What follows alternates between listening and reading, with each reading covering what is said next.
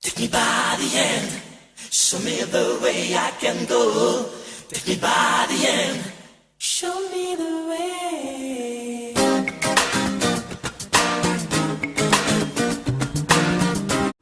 Bonjour, aujourd'hui nous avons le plaisir de recevoir Gianni Gaspard, qui est la propriétaire du Café Soul Jazz. Merci.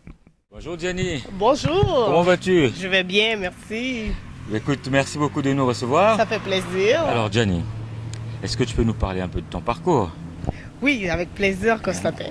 Donc, mon parcours a débuté vraiment à Montréal-Nord, où j'ai grandi principalement. Ok. J'ai fait mon école primaire à Montréal-Nord. Ma famille, quand on a immigré au Québec, on s'est installé à Montréal-Nord. Mhm.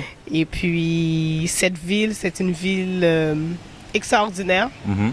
On a été accueillis par les gens qui vivaient déjà là. Mhm. Donc, ça a débuté par là. Après l'école primaire, donc c'est sûr que dans le coin, il n'y a pas nécessairement beaucoup de cégep. Mhm. Alors, il faut faire un choix un peu plus loin pour pouvoir aller dans une école, principalement parce que moi, je voulais aller dans une école anglaise. Parce que je voulais absolument être bilingue pour ne pas me causer de barrières dans mon cheminement professionnel. Donc, j'ai dû me rendre plutôt au centre-ville pour trouver un cégep qui correspondait à mon besoin, donc le collège Dawson. Ok. Qu'est-ce que tu as étudié là-bas? Je suis rentrée dans un profil de business, international business, qu'ils appellent ça. Oui. Donc, les affaires internationales. Donc, je suis tombée en amour avec le programme et j'ai su exactement ce que je voulais faire dans la vie. Donc, c'était de lancer mon entreprise, de rentrer en La gestion. fibre de gestion a commencé très tôt chez toi. Oui, en fait, j'ai deux parents quand même entrepreneurs. Donc, j'ai vu leur parcours. Ils ont immigré au Québec. Ils n'avaient pas les moyens nécessairement comme les gens qui y vivaient déjà. Alors, ils sont partis de rien. Ils ont monté leurs propres entreprises eux-mêmes pour faire vivre leur famille, pour pouvoir donner une éducation aux enfants. Donc, j'ai vu que sans cette faculté chez eux, on aurait été peut-être difficile pour nous de pouvoir continuer le chemin, avoir des études supérieures. Donc, mes parents, ils étaient l'exemple. Le premier exemple que j'ai eu d'entrepreneur, c'est vraiment mes parents. Alors, si eux autres, ils ont été capables, en n'ayant rien en main, en n'ayant aucune ressource, donc moi qui a tout ça présentement, donc il n'y a aucune raison pour que je n'y arrive pas. Après le collège Dawson, tu vas à l'université. Exactement. Donc, pour perfectionner ma langue seconde, l'anglais, donc après 2 ans de cégep, c'est très bien, j'étais dans le milieu. Donc, pour pouvoir écrire en anglais, rédiger des textes, avoir une conversation très longue, sans problème. Donc, j'ai dû continuer à l'université Concordia, qui est aussi en langue anglaise. De là, j'ai continué mes études supérieures pour pouvoir m'armer avec tous les outils nécessaires pour pouvoir continuer dans le parcours d'entrepreneuriat. Ok.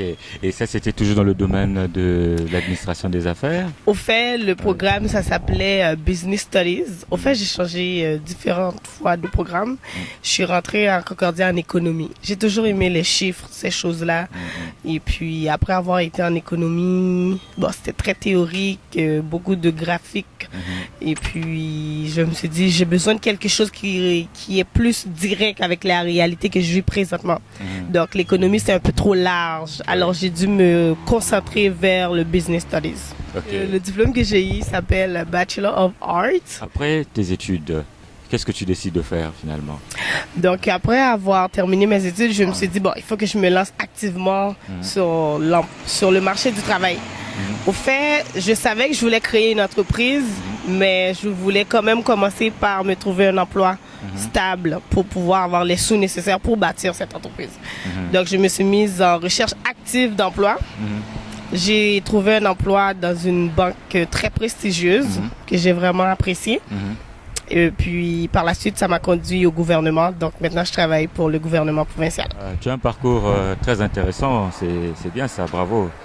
Take me by the hand, show me the way I can go. Take me by the hand,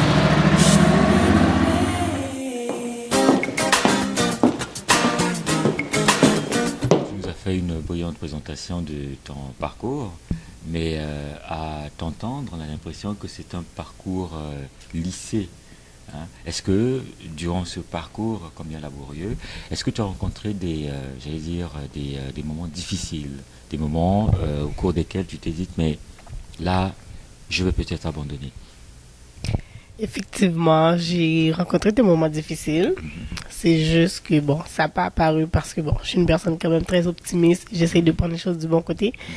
Mais non, ça n'a pas été un chemin tout tracé. Ça a été laborieux, très difficile. Entre autres, j'ai eu des barrières par rapport à le fait que je suis une femme. Donc, on sait que les affaires sont dominées par le genre masculin. C'est pas quelque chose qu'on va se cacher, c'est comme ça. Puisque les femmes, elles étaient plus au niveau du sphère privée. Donc, c'était déjà un changement à ce niveau-là. D'autant plus, je ne peux pas cacher le fait que j'ai eu des barrières par rapport à ma couleur.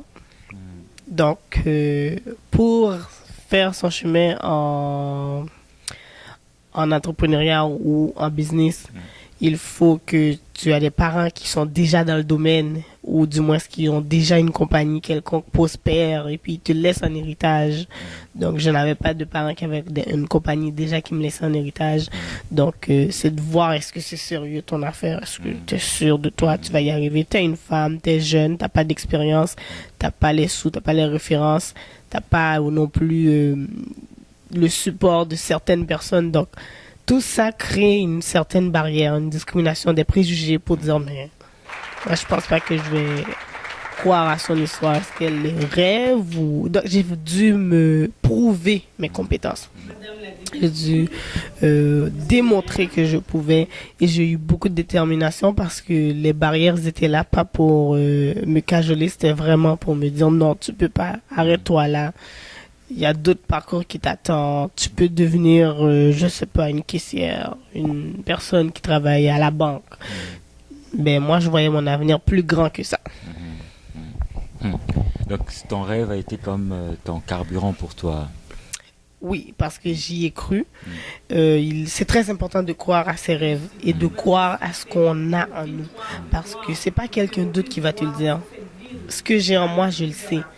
Quelqu'un d'autre peut pas venir me dire ce que j'ai en moi, c'est à moi de l'imposer aux autres et de leur faire voir que ce que j'ai en moi, c'est pas juste dans l'imaginaire, c'est quelque chose qui va arriver et d'être très déterminé et de pas avoir peur de foncer malgré qu'on peut avoir des moments comme ça de barrière. Donc, au contraire, il faudrait prendre ça comme pour nous endurcir, pour passer à une autre étape. Alors finalement, qu'est-ce que tu as gagné de ce parcours? Je dirais que j'ai gagné beaucoup de choses. Entre autres, la discipline.